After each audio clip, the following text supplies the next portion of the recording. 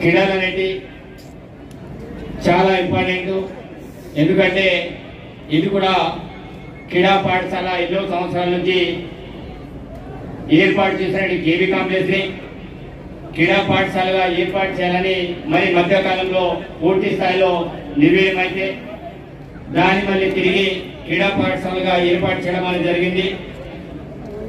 మరి విద్యార్థులు నేను కోరుకునేది ఒకటే, మరి గెలుపోటములు సహజమని అతిథులందరూ కూడా చెప్పడం అనేది జరిగింది. మీరందరూ కూడా ఓడిన వారు కూడా బాధపడకుండా నెక్స్ట్ లెవెల్లో ఏ రకంగా మనం గెలుపుకు ముందు వెళ్ళాలో మనం ఆలోచన చేయాలి. అదేవిధంగా క్రీడల ప్రోత్సహించడంలో కాంగ్రెస్ ప్రభుత్వం గౌరవ ముఖ్యమంత్రి రేవంత్ రెడ్డి గారి నాయకత్వంలో క్రీడలపైన ప్రత్యేక శ్రద్ధ సారించి మరి వెనుకబడిన ప్రాంతాలు కూడా క్రీడలను ప్రోత్సాహం చేయడంలో భాగంగా అనేక రకాలుగా కార్యక్రమాలు చేపట్టబోతున్నాం. తప్పకుండా ఇక్కడ ఈరోజు 7 సొసైటీలు పార్టిసిపేట్ కావడం అనేది జరిగింది. మరి మొన్న కూడా ట్రైబల్ వెల్ఫేర్ సంబంధించిన ఉట్టూరు విద్యార్థులు జాతీయ స్థాయిలో రివార్డు పొందడం, అవార్డులు పొందడం చాలా సంతోషంగా ఉంది. మరి ఈ ప్రాంతంలో కూడా క్రీడా మైదానాలు కావచ్చు, అదేవిధంగా ఇండోర్ స్టేడియంలు కావచ్చు, వాటికి అన్ని రకాలుగా సౌకర్యాలు కల్పించడంలో నా వంతుగా కృషి చేస్తా. అదేవిధంగా ట్రైబల్ వెల్ఫేర్ డైరెక్టర్ని కోరుకున్నది అతి ఇంపార్టెంట్ అంశం సార్. ఎందుకంటే కేజీబీ వాళ్ళలో 10వ తరగతి ఉంటే దాంట్లో అప్గ్రేడ్ చేసుకుని ఇంటర్మీడియట్ ని స్టార్ట్ చేయడం అనేది జరిగింది. అదేవిధంగా గతంలో కూడా చాలా మంది పీటీలు మాకు తెలిసి చెప్పి విజ్ఞప్తి చేయడం అనేది జరిగింది. ఆశ్రమ పాఠశాలలో కూడా కొన్ని పాఠశాలని అప్గ్రేడ్ చేయడం వల్ల తప్పకుండా వాళ్ళందరూ కూడా ఇంకా ఉన్నత చదువుతారని ఆశిస్తున్నా. ఎందుకంటే చాలా మంది 10th అయిన తర్వాత ఇంటర్మీడియట్ అనగానే మళ్ళీ వేరే వేరే పాఠశాలలు వెళ్ళాం. మరి వాళ్ళు ఏదైతే ఆశ్రమ పాఠశాలలో చదువుకున్నటువంటి నైపుణ్యాలని వేరే చోట ప్రదర్శించకపోవడం, మరి ఇంటర్మీడియట్ స్థాయిలో ఇక్కడ ఉంటే బాగుంటుంది. ఎందుకంటే నేను కూడా చదివింది ట్రైబల్ వెల్ఫేర్ ఆశ్రమ పాఠశాలలో, అదేవిధంగా రెసిడెన్షియల్ జూనియర్ కాలేజ్లో నేను కూడా చదువుకున్నా. కాబట్టి నేను కూడా ఒక గురుకుల విద్యార్థిగా మరి ఇది యొక్క ట్రైబల్ వెల్ఫేర్ సంబంధించిన ఏవైతే స్పోర్ట్స్ పాఠశాల కావచ్చు, స్కూల్స్ కావచ్చు, కళాశాల కావచ్చు, వీటన్నింటినీ కూడా మిగతా ప్రైవేట్ కళాశాలతో పోటీపడే విధంగా, జనరల్ పాఠశాలలో పోటీపడే విధంగా మన ట్రైబల్ వెల్ఫేర్ సంబంధించిన పాఠశాలలు కూడా డెవలప్మెంట్ కావాల్సిన అవసరం ఉంటుంది. కాబట్టి ఏమైనా సరే నివేదికలు మీరు తయారు చేయండి. గౌరవ ముఖ్యమంత్రి దృష్టి తీసుకెళ్లి క్రీడని ఏ రకంగా అభివృద్ధి చేద్దాం, మన పిల్లలకి నాణ్యమైన భోజనం కావచ్చు, అదేవిధంగా ఎడ్యుకేషన్ కావచ్చు అందించే బాధ్యత చాలా ఇంపార్టెంట్ సార్. ఎందుకంటే ప్రభుత్వం అన్ని రకాలుగా కృషి చేస్తుంది డెవలప్మెంట్ చేయడానికి. ఇంకొకటి తల్లిదండ్రులు నేను కోరుకునేది ఒకటే, ఆటలతో పాటు చదువులు కూడా ప్రధాన పాత్ర పోషించాల్సిన అవసరం ఉంటుంది. ఎందుకంటే చాలా చోట్ల ఇప్పుడే పత్తి చేనులు కంప్లీట్ అయిపోయినాయి, పత్తి తీయడం కంప్లీట్ అయిపోయింది. ఎక్కడ పెడితే అక్కడ క్రికెట్ టోర్నమెంట్లు స్టార్ట్ చేస్తున్నారు. ముఖ్యంగా ఎస్పీ గారు నేను విజ్ఞప్తి చేస్తున్నా సార్, ఎక్కడ కూడా క్రికెట్ టోర్నమెంట్ దగ్గర అనుమతి ఇవ్వకూడదని విజ్ఞప్తి చేస్తున్నాను. ఎందుకంటే కళాశాలలకు వెళ్ళేటువంటి విద్యార్థులు కావచ్చు, పాఠశాలకు విద్యార్థులు కావచ్చు, వాళ్ళందరూ కూడా చేళ్ల చుట్టూ క్రికెట్ ఆడడానికి ప్రయత్నం చేస్తున్నారు, అనేక రకాల టోర్నమెంట్లు నిర్వహిస్తున్నారు. అది మంచిది కాదు. హాలిడేస్ టైంలోనే క్రీడలు ఏమైనా ఏర్పాటు చేయాలి. కానీ పాఠశాలలు ఉన్న టైంలో, కళాశాలలు ఉన్న టైంలో అందరూ కూడా క్రికెట్ చుట్టూ గ్రామ పంచాయతీల వారు ఇప్పుడు క్రీడా పోటీల్ని స్టార్ట్ చేస్తున్నారు. దానివల్ల చాలా మంది విద్యార్థులు ఇబ్బంది పడుతున్నారు. చదువుకునే టైంలో పరీక్షలకు సన్నద్ధం కాకుండా క్రీడల మీద ఎక్కువ కాన్సన్ట్రేట్ చేస్తున్నది మంచిది కాదు. తప్పకుండా నేను కోరుకునేది ఒకటే, ఈ రోజు మండల స్థాయి నుంచి జిల్లా స్థాయి, జిల్లా స్థాయి నుంచి రాష్ట్ర స్థాయి, రాష్ట్ర స్థాయి నుంచి దేశ స్థాయి, ఇంటర్నేషనల్ స్థాయిలో మన విద్యార్థులు వెళ్ళాలి. కావని ఆటలంటే ఏదో తాత్కాలిక ఆనందం కోసం కాదు, భవిష్యత్తులో ఒక స్ఫూర్తిగా అందరికి ఆదర్శవంతుగా క్రీడాకారులు అందరూ కూడా ఎదగాల్సిన అవసరం ఉంటుంది. కానీ ఏదో పల్లెటూరులో ఎక్కడ పడితే అక్కడ క్రీడలు ఏర్పాటు చేయడం మూలంగా మనమందరం కూడా క్రీడాకారులు కాలేం.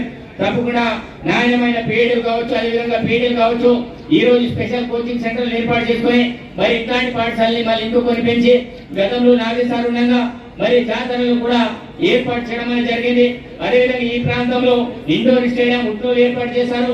ఇప్పటి వరకు కూడా దాని యొక్క కాంట్రాక్ట్ వరకు ఇప్పటి వరకు కూడా ప్రభుత్వానికి అప్పగించలేదు. ఇట్లాంటి క్రీడలకు సంబంధించిన ఎక్కడైతే పాఠశాలలు కావచ్చు, మైదానాలు కావచ్చు, వీటన్నిటి కూడా పూర్తి స్థాయిలో డెవలప్మెంట్ చేసే బాధ్యత మరి గవర్నమెంట్. కాబట్టి అధికారులందరూ కూడా ముఖ్యంగా డైరెక్టర్ గారిని స్పెషల్ గా నేను రిక్వెస్ట్ చేస్తున్నాను సార్, ట్రైబల్ వెల్ఫేర్ దాంట్లో ప్రత్యేక శ్రద్ధ తీసుకోవాలి. తప్పకుండా గిరిజన బిడ్డలు చాలా బలిష్టంగా ఉంటారు, చాలా చురుకుగా ఉంటారు. కాబట్టి వీళ్ళు చేసే స్థాయిలో జాతీయ స్థాయిలో అవార్డు తీసుకుంటారు. మొన్న కూడా చరిత్రలో మొట్టమొదటిసారిగా ఉట్నూరు విద్యార్థులు జాతీయ స్థాయిలో రికార్డు పొంది మరి ఇక్కడ రావడం అనేది జరిగింది. అట్లాంటి వాళ్ళ కోసం నా వంతుగా ఏ సహకారం కావాలన్నా చేయడానికి సిద్ధంగా ఉంటుందని ఈ సందర్భంగా మాటిస్తూ మరి విద్యార్థులందరూ కూడా మరి ప్రశాంతమైన వాతావరణంలో మీరందరూ కూడా ప్రశాంతంగా ఆడాలి. మీరందరూ కూడా విజయాలు సాధించి మీ పాఠశాల సిబ్బంది యొక్క పేరు సంపాదించాలి.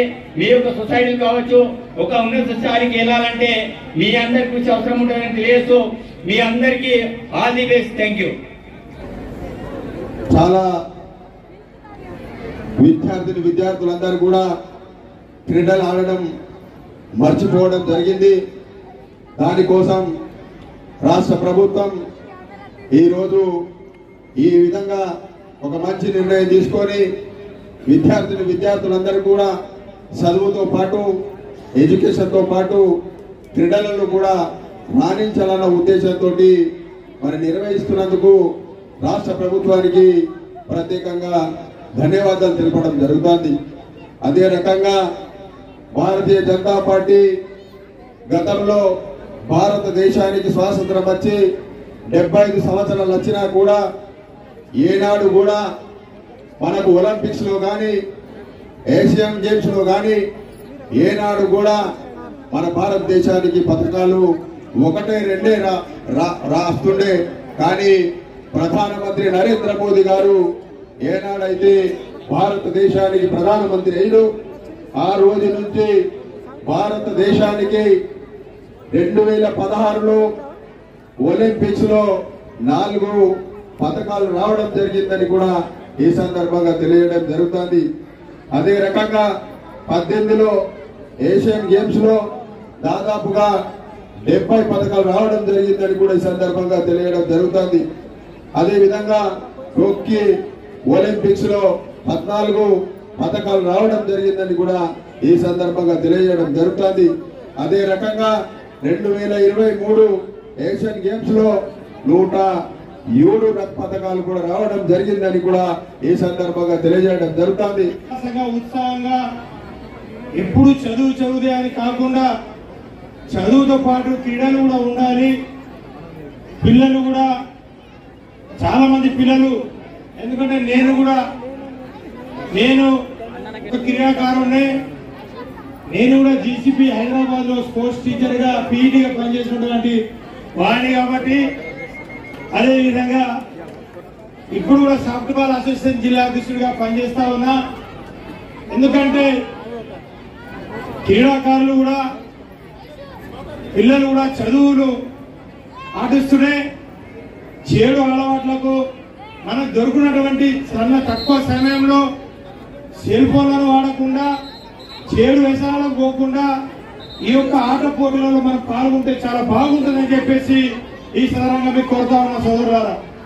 కాబట్టి మా యొక్క బోధి నియోజకవర్గంలో కూడా మా మాజీ పార్లమెంట్ సభ్యులు, మా పార్లమెంట్ సభ్యులు ఇప్పుడు ఉన్నటువంటి వాళ్ళందరూ కూడా స్పోర్ట్స్ కార్యక్రమం, ఈ యొక్క కార్యక్రమం జాతరలో కూడా మేము మా నగేష్ సార్ కూడా స్పోర్ట్స్ స్కూల్ ఏర్పాటు చేయడం చాలా అభినందనీయం. ఎందుకంటే స్పోర్ట్స్ అనేది చాలా ముఖ్యం. స్పోర్ట్స్ లో మనం 1 సారి 2 సార్లు పాల్గొంటే ఈ సెల్ ఫోన్లు ఏం గుర్తుకురావు.